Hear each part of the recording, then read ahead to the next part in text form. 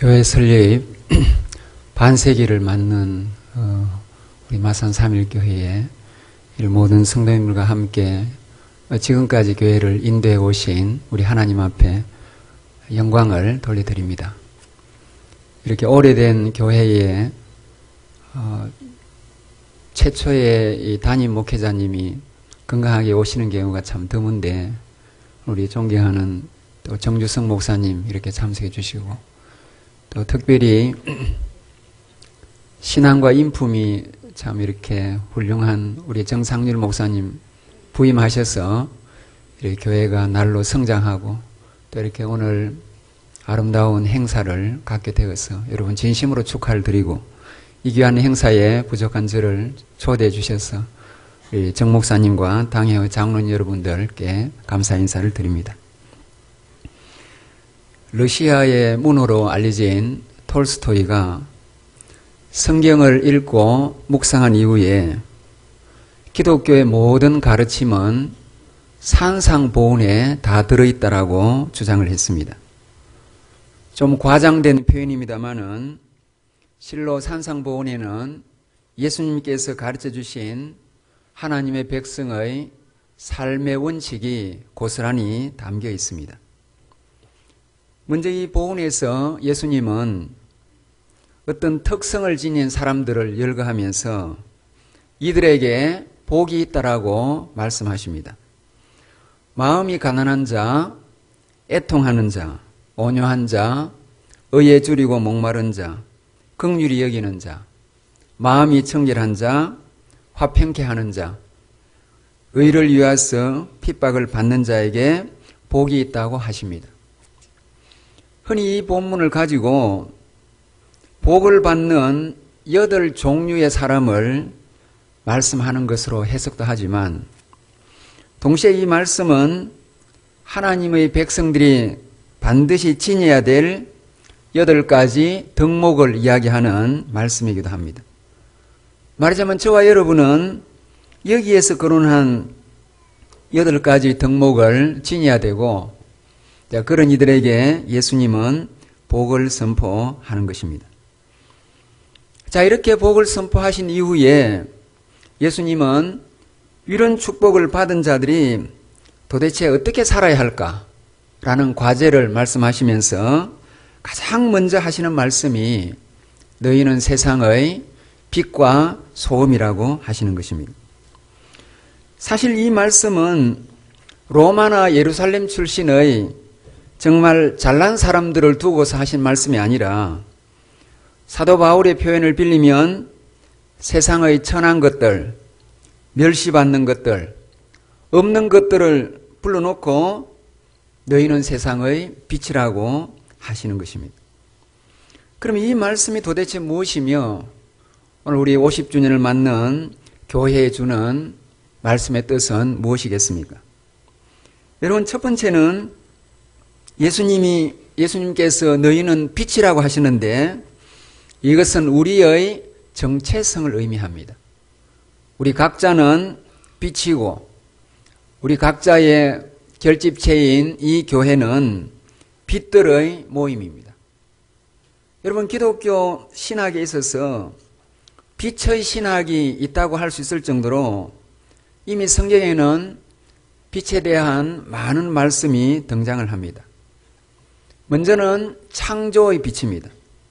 하나님께서 세상을 창조하셨을 때에 빛이 있으라는 명령으로 시작했고 그 명령과 더불어 세상의 모든 것들이 만들어지기 시작했습니다. 두 번째로는 구원의 빛입니다. 영적으로 타락하여 가지고 깜깜한 흑암의 세상에 예수 그리스도를 통하여 구원의 빛이 비치게 된 것입니다. 세 번째로는 천국의 빛입니다. 계시록 22장 5절에 그곳은 다시 밤이 없겠고 등불과 햇빛이 쓸 데가 없을 것으로 천국을 묘사합니다. 이렇게 성경은 창조도 빛으로 구원도 빛으로 그리고 우리가 구원받은 백성으로 들어가야 될 하나님의 나라도 빛으로 묘사할 뿐만 아니라 요한 1서에 보면 하나님도 빛이라고 말씀합니다. 자, 이렇게 성경의 가장 중요한 주제들은 빛이요, 우리가 섬기는 하나님도 빛이요, 요한복음에 따르면 예수님도 빛입니다. 성경의 모든 스토리는 창조의 빛에서 구원의 빛을 지나 천국의 빛으로 완료가 되는 것입니다. 여러분, 따라서 빛은 가히 성경 역사의 알파와 오메가요, 성경 전체를 관통하는 중요한 해석의 원리라고 생각할 수 있습니다. 자, 그러면은 이렇게 빛이라는 낱말이 진 무게감이 대단한데, 예수님은 우리를 향해서 너희도 빛이라, 우리 교회를 향해서 너희도 빛의 집단이라고 말씀하시는 것입니다. 여러분, 이 말씀에는 우선 그 당시의 제자들과 이 시대의 제자들인 우리를 향한 예수님의 엄청난 인정이 들어 있습니다. 우리를 빛이라니. 여러분, 우리 모두는 이 주님의 호칭 앞에서 부끄럽고 겸연쩍고 황송하고 몸둘 바를 모르는 것입니다. 왜 그렇습니까? 사실 우리가 반성을 해보면 우리에게 빛이라고 불릴 만한 것이 별로 없습니다. 우리가 성인들처럼 인품이 특출한 것도 아니에요. 성령 충만해가지고 우리의 몸에 거룩한 광채가 나는 것도 아니며, 나아가서 옛 순교자들처럼 주님을 위해서 죽는 자들도 아닙니다. 어쩌면 우리 모두는 비록 구원받아서 칭의함을 입은 백성이지만은 여전히 남아있는 죄성이 우리의 인격과 존재와 우리의 삶에 덕지덕지 붙어있고, 우리는 죄로 얼룩진 땅에서 죄의 진창길을 거니면서 그 죄의 진흙탕물이 튕겨진 자들입니다. 우리에게 보이는 것이라곤 회복되고 빛나는 하나님의 형상도 있지만, 그러나 여전히 남아있는 욕망의 형상, 죄의 형상, 어두움의 형상, 이 어두움의 그림자뿐인데 어떻게 해서 우리를 빛이라고 하시는 겁니까? 아마 오늘 우리만 이 말씀에 의아하게 생각하는 것이 아니라 2000년 전에 그 언덕에서 예수님의 이 말씀을 들은 당시의 천한 자들, 없는 자들, 사회의 민초와 같은 이런 사람들은 아마 서로를 쳐다보면서 의아해했을 것이 분명합니다. 도대체 우리가 어떻게 해서 빛인 것이냐? 여러분, 빛이라는 말이 가장 많이 사용되어서 그야말로 빛의 복음이라고 할 수 있는 요한복음을 보면 말씀드린 바처럼 1장 9절에 예수님을 두고 참 빛이라고 말합니다. 그러면 참 빛도 있고 가짜 빛도 있는 것일까? 여러분, 예수님께서 참 빛이라면 어쩌면 저와 여러분은 그 예수님의 빛에 반사된 반사 빛인지 모릅니다. 우리가 밤하늘을 쳐다보면 빛을 내는 것이 달도 있습니다. 낮에 태양만 있는 것이 아니라 달도 있는데, 태양은 진짜 빛이지만은 달은 태양빛을, 햇빛을 반사해서 내는 반사빛입니다. 여러분, 이와 흡사합니다. 그 당시에 예수님을 따르는 제자들은 물론이고 오늘 이 시대에 예수님을 따르는 모든 하나님의 백성들도 그 빛의 근원이신, 빛이신 예수님을 따름으로써 그 예수님을 반사함으로 빛이라고稱할 수 있고 또 빛의 역할을 할 수 있는 것입니다. 그러면 도대체 우리가 빛이라는 것은 무슨 뜻일까? 데살로니가전서 5장 5절에 보니까 이런 말씀을 합니다. 우리가 다 빛의 아들들이요 낮의 아들로서 밤이나 어두움에 속하지 않는다는 것입니다. 여러분, 이 말씀 무슨 뜻입니까? 오늘 저와 여러분이 빛이라는 것은 우리에게 영적인 어두움이 없어야 된다는 뜻입니다. 우리의 인격과 삶에 죄성의 어두운 부분이 없어야 합니다. 그런데 오늘날 이름만 가진 성도들 중에는 교회 안에서는 직분을 가진 멀쩡한 모습인데 교회 밖의 삶의 현장에서는 영적으로 어두운 길을 걷는 분들이 있습니다. 또 어떤 분들은 겉은 멀쩡한데 그 마음이 정결하지 못한 부분들이 있습니다. 삶에서의 어두움이 죄와 결부되었다면 마음에서의 어두움은 욕망과 결부되기 십상입니다. 로마서 1장 21절에 보면 사람의 마음이 어둡고 허망해진 것은 그 욕망으로 인해서라고 말씀합니다. 삶과 마음만 어두운 것이 아니라 영이 막지 못하고 어두운 이들도 있습니다. 영이 어두운 것은 그 마음에 성령님이 이미 떠났다는 뜻입니다.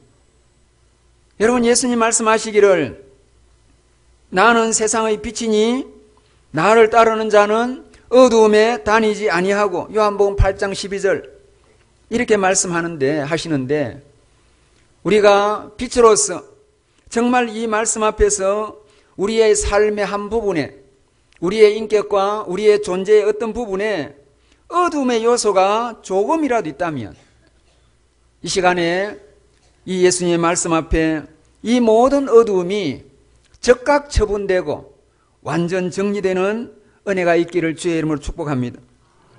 이렇게 어둠이 정리가 되어야 마음도 평안하고 삶도 형통하게 되는 것입니다.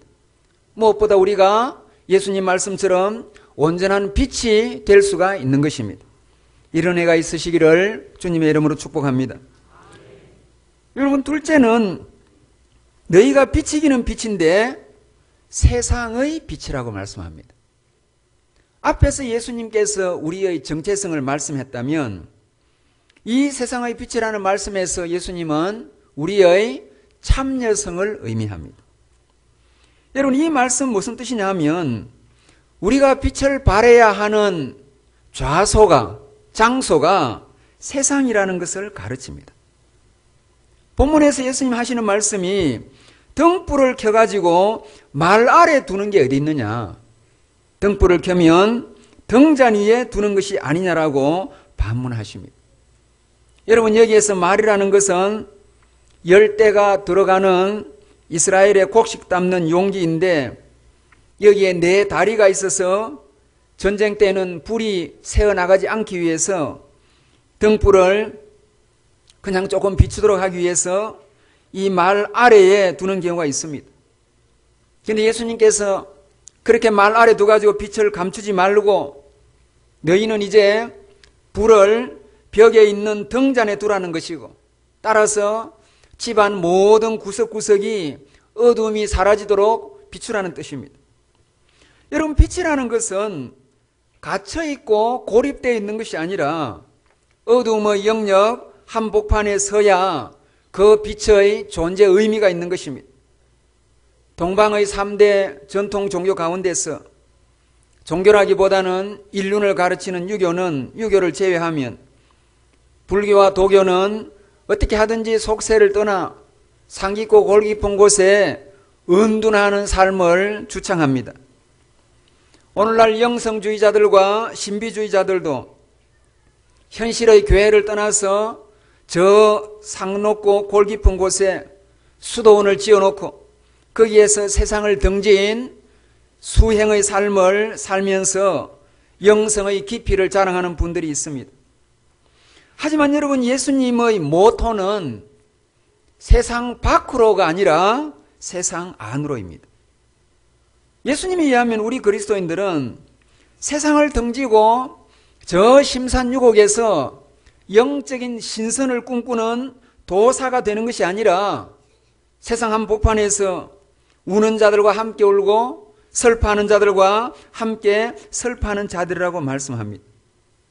여러분, 따라서 우리 모두는 내 혼자만의 구원받는 것으로 자족하지 않고 어둠 속에 고통하는 한 영혼이 돌아오는 것을 기다리시고 기뻐하시는 하나님의 일에 동참하기 위하여 세상 가운데 서 있고 세상 안에서 빛을 발해야 합니다. 그런데 여러분, 실제로 오늘날 우리 한국교회를 한번 보십시오. 공간적으로는 세상 가운데 이렇게 있습니다. 우리 마산 3.1교회도 마산의 역전 앞에 한 중앙에 자리 잡고 있습니다. 여러분, 우리나라의 많은 교회들이 세상 안에 자리 잡고 있지만 실제로는 세상과 단절되고 분리되어 있는 듯이 보입니다. 여러분, 오늘날 우리 성도들과 교회 지도자들이 세상에 주는 영향력이 너무 미미합니다. 불신자들은 아무리 유명한 목사님이고 아무리 우리가 교계에서 인정하는 훌륭한 분이라도 불신자들이 그런 분들의 말을 듣지도 않고 귀를 기울이지도 않고 이름만 거명되면 가능한 한 조소하고 비판하고 공격하는 것을 여러분이 잘 알 겁니다. 여러분, 우리는 지금 세상으로 가는 다리도 끊겼습니다. 진리를 갖고 있지 않은 불교의 성철은 세상에 영향을 주고 구원의 종교에 서 있지 못하는 과거의 추기경과 교황은 세상에 영향을 줍니다마는 오늘날 교회 지도자들과 한국 교회는 세상에 진리를 갖고 있음에도 불구하고 세상에 영향을 주지를 못하고 있습니다. 그러면 영향을 주지 못하고 우리는 뭐 하고 있는가? 우리 안에서 자축을 하고 있습니다. 여러분, 많은 교회들을 여러분 우리의 모습이 어떠냐 하면 우리는 우리 안에서 구원받은 은혜에 감사해서 여기서 찬양하고 여기서 열광하고 여기서 축제합니다. 많은 교회가 그렇습니다. 여러분, 저는 때로 수만 명이 모인 교회에 설교도 하기도 합니다. 그러면 여러분처럼 이렇게 한 800~900명 모이는 이런 교회와 달리 그 6,000명, 5,000명이 내는 열기가 대단합니다. 여러분, 그 강단에 서면 저도 마침 내가 지금 천국에 와 있구나. 그걸 여러분 느낍니다. 물론 한편으로는 세상에서 너무 고달픈 삶을 살고 죄 속에서 죄의 공격을 받고 한 주간 허덕이면서 사는 성도들에게 이렇게 서로가 모여서 힘을 얻고 찬양하면서 힘을 얻고 영적인 재무장을 하는 것은 의미가 있습니다만은 우리가 한 가지 느껴야 되는 것은, 알아야 되는 것은 우리가 이렇게 자축을 늘 하는 이러한 형편이 아니라는 것입니다. 우리가 여러분 구원받은 것을 교회 안에서 자축을 늘 하고 늘 여기서 천국을 맛보는 동안에 우리 국민의 80%는 뭐 하고 있습니까? 우리가 여러분 작년 통계에 교회가 기독교인이 대한민국에 가장 많은 그런 수를 차지해서 첫 번째 종교가 되었다고 자위하고 그렇다고 생각해도 나머지 80%의 안 믿는 사람들은 우리가 지금 예배드리는 이 시간에, 우리가 지금 천국을 맛보는 이 시간에 뭐 하고 있겠습니까? 늦잠을 자든지 놀러를 가든지 술에서 덜 깨어났든지 오늘 하루도 저녁도 좀 놀기 위해서 어디 모임에 간다든지, 이들은 여러분 구원도 모르고 구원의 길도 모르고 복음의 빛도 비치지 않는 어두움 속에 살고 있습니다. 여러분, 따라서 우리 교회와 우리 그리스도인들은 하나님이 주시는 이 구원의 즐거움을 자족하기는 하지만은 그러나 자꾸 자축에 빠지지 않고 구원받은 것의 기쁨은 조금은 유예하면서 가능한 한 세상 속으로 파고들어야 합니다. 여러분, 우리는 빛인데 무슨 빛이냐 하면 세상의 빛이라고. 교회 안의 빛이 아닙니다. 우리가 있어야 될 자리는 세상입니다.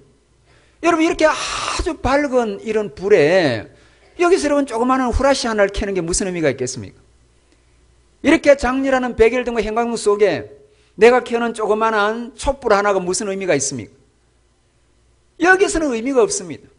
빛들 속에 빛이 무슨 의미가 있으며 염전 속에 조그마한 소금 한 주먹이 무슨 의미가 있겠습니까?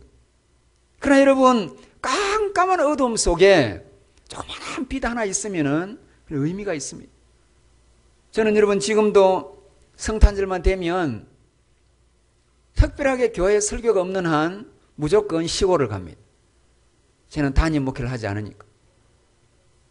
여러분이 살던 여기에서 지리산을 지나고 더 올라가면 거의 덕유산 바로 밑에 제 집이 있습니다. 지금도 집도 있고 논밭도 있습니다. 그 뒤에 교회도 있고 우리 고신척 교회인데, 여러분 제가 왜 거기 올라가느냐 하면 거기에 여러분 제일 젊으신 분이 거의 한 75쯤이라고 생각하시면 됩니다. 시골에 어르신들만 계시는데 저 한 사람 크리스마스 때 오면 얼마나 좋아하시는지 모릅니다. 제가 모든 도해지의 찬란한 크리스마스 추리니 성탄 칸타타니 다 외면하고 무조건 차를 몰고 시골로 갑니다. 그리고 새벽기도 같이 갑니다. 새벽 찬양 같이 갑니다.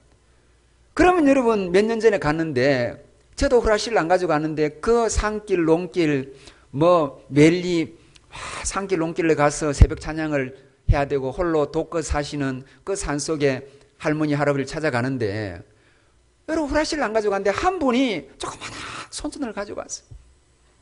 우리가 8명인데 그분의 그 작은 손전등 하나로 우리가 논두렁에 거기 안 넘어지고 어디 개울에 안 빠지고 그렇게 여러분 길을 찾아가는 겁니다. 환한 빛 속에서는 그 작은 빛이 의미가 없지만은 캄캄한 속에서는 그 빛이 굉장히 의미가 있는 거라고. 여러분 예수님의 복음은 여러분 성경을 보시면 예수님은 세상을 다니시면서 복음을 전했습니다. 예수님께서 갈릴리의 교회를 세운 거 아닙니다. 예수님은 세상을 다니면서 누비면서 복음을 전했고 그의 복음은 세상을 관통하고 고아와 과부와 가난하고 고통당하는 이들에게 흘러들어갔고 심지어 예루살렘을 지나서 사마리아를 지나서 당대의 세계 제국인 로마까지 흘러들어갔습니다. 교회는 세상 가운데 있어야 하고 저와 여러분은 세상 속의 빛입니다. 여러분 따라서 우리가 교회 안의 빛으로만 머물지 말고 회사의 빛, 가정의 빛, 그리고 학교의 빛 뿐만 아니라 우리가 이 지역의 빛이 되어야 되고 마산의 빛이 되어야 되고 한국의 빛이 되어야 됩니다. 우린 여러분 아파트의 빛도 되어야 되고 골목의 빛도 되어야 되고 시장의 빛도 되어야 됩니다. 여러분 사도 바울이 빌립보 교회를 향해서 너희가 빌립보의 빛들이다 하신 말씀처럼 50주년을 맞는 오늘 우리 모든 마산교회 마산 3일교회 성도님들이 이제 마산의 빛이요 한국의 빛이요 세상의 빛이 되는 은혜가 있기를 주의 이름으로 축복합니다. 세 번째 예수님이 이렇게 말씀합니다. 소금이 만일 그 맛을 잃으면 여러분 이 말씀에는 변질 가능성이 있습니다. 소금이 맛을 잃는 것이나 빛이 그 빛을 잃는 것은 상식적으로 어려운 일인데 어떻게 해서 이런 일이 불가능해 보이는 일이 일어나게 되었을까? 어떻게 여러분 이런 일이 일어나냐 하면 우리가 영적으로 어두운 세상 속에 있다 보니까 이 어두움의 파워하고 우리가 지닌 빛의 파워가 대립하고 긴장하고 싸웁니다.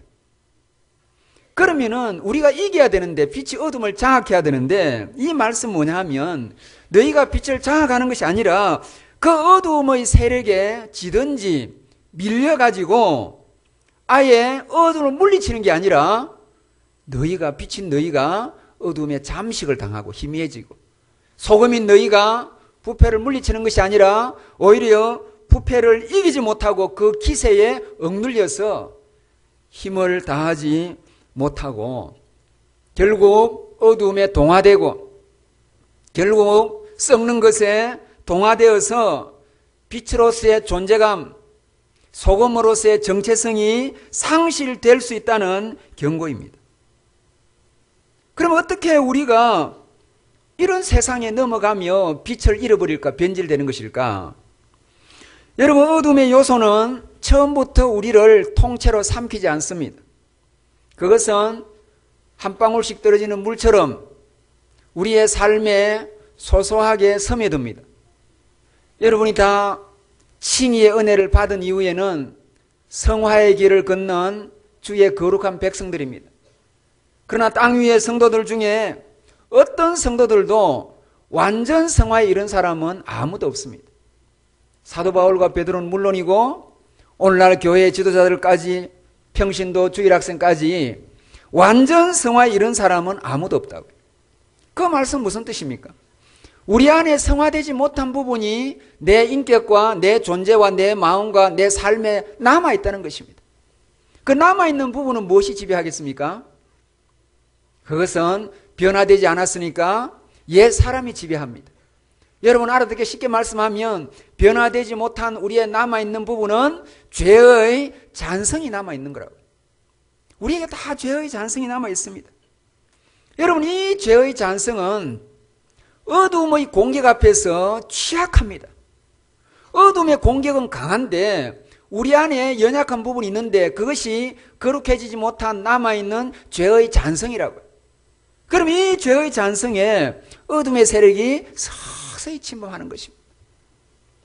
물방울이 하나하나 떨어져 가지고 견고한 바위를 뚫듯이 죄는 이렇게 소리 없이 우리를 야금야금 삼켜가지고 결국 영적으로 둔감한 우리들은 이 죄의 소소한 공격을 간파하지 못하고 어느새 나도 모르는 사이에 여기에서 그저 물방울이 한 방울 한 방울 떨어지고 물통을 채우듯이 바위를 뚫듯이 이것이 결국 어둠의 요소들이 내 삶을 가득 채우고 그래서 우리의 신앙 인격을 파괴하고 결국에는 붕괴시켜버리는 것입니다. 여러분 이렇게 되면 우리는 더 이상 빛이 아닙니다. 우리는 빛의 모든 것을 다 방전시켰다고요. 빛이 방전되고 나서는 후레쉬에 불이 오지 않는 것입니다. 건전지에 약이 다 달아먹고 나서 어떤 건전지에 빛이 오겠습니까?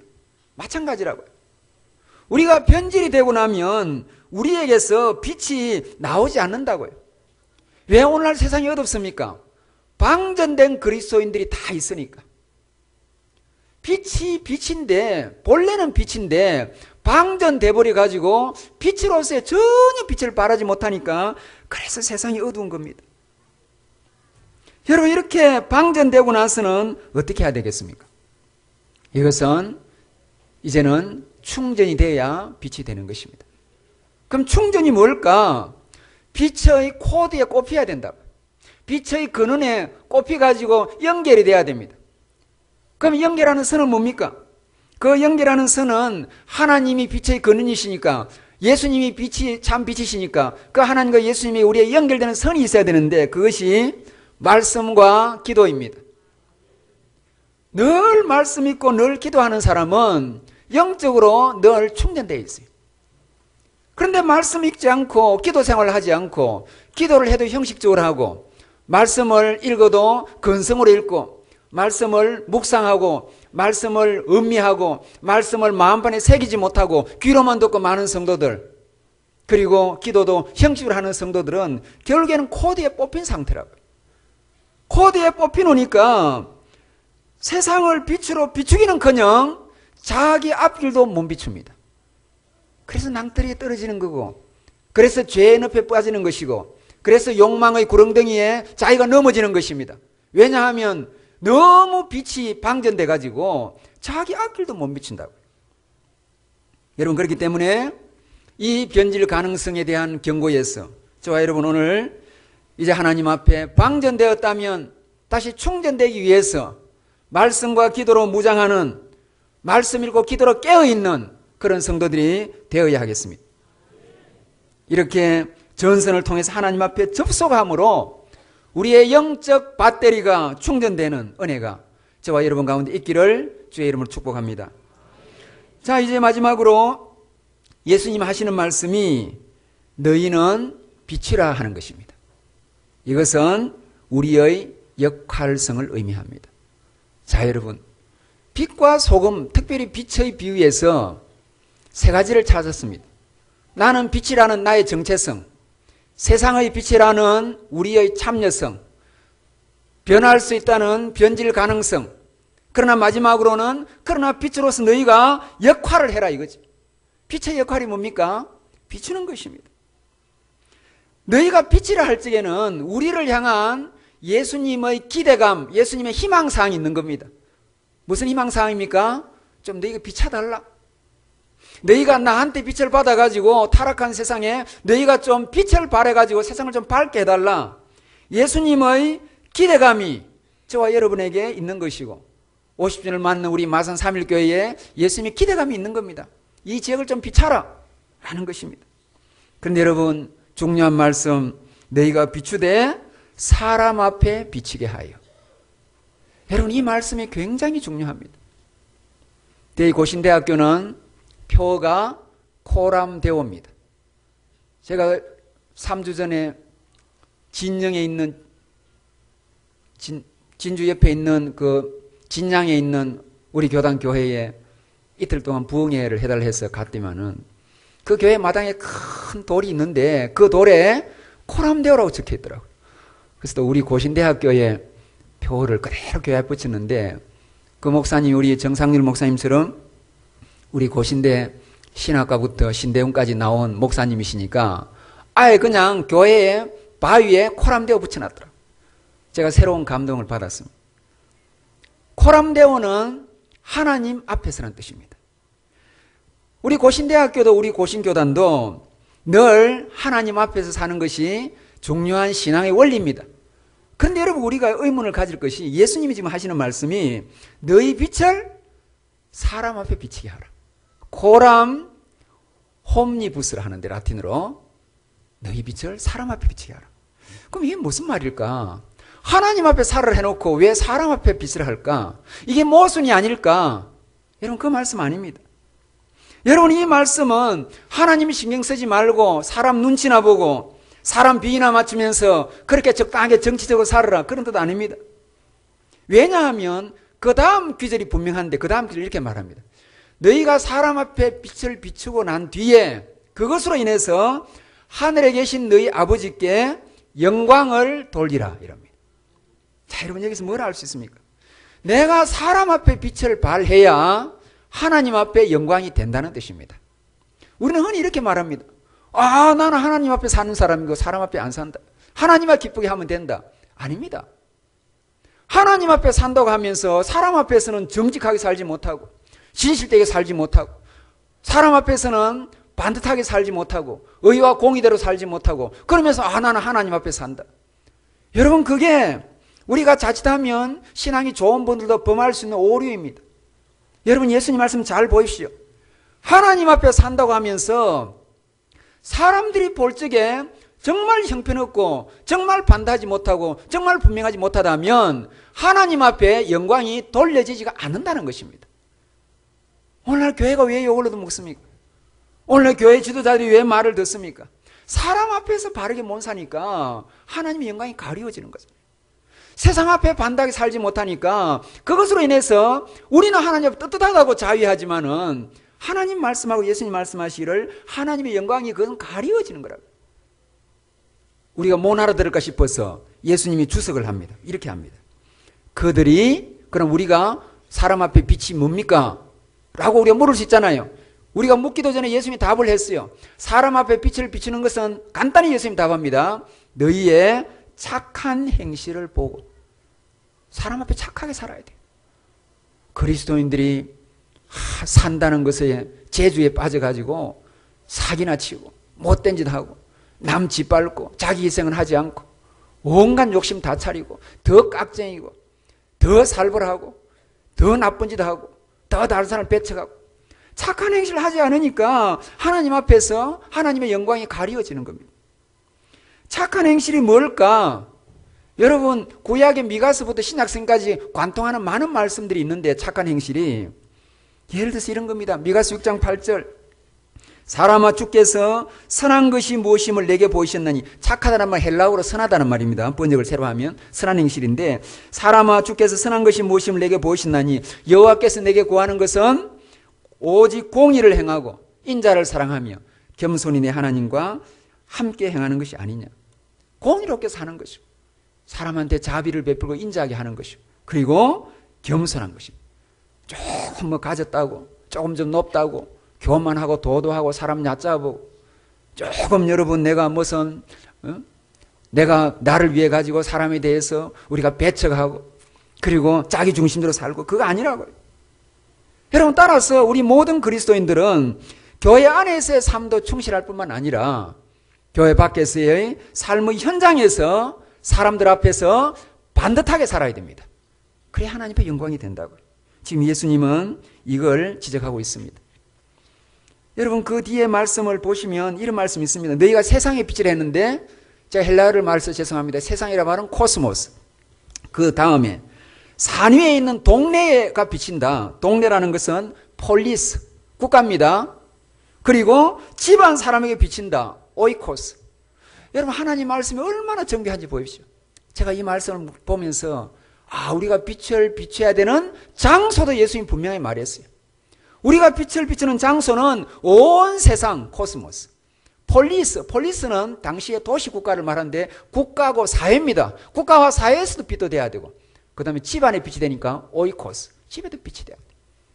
그래서 우리가 집에서도 자녀들에게, 가족들에게 빛으로서 반듯하게, 우리가 사회 속에서, 국가 속에서도 크리스찬 정치인들이, 경제인들이, 지도자들이 반듯하게, 그리고 온 세계 열방에서도 우리가 하나님 앞에 빛으로 생활해야 되는 것입니다. 자, 저와 여러분은 세상의 빛이요, 국가의 빛이요, 도시의 빛이요, 집안의 빛입니다. 그 말씀은 언제 어디서나 어떤 순간에서 어떤 장소든지 우리는 빛이 되어야 되고 빛의 역할을 해야 된다는 뜻입니다. 이렇게 빛을 발하면 우리가 가는 곳마다 어둠이 얼쩡거릴 수 없고 온 세상이 하나님께 영광을 돌리게 될 뿐 아니라 빛을 발하게 될 것입니다.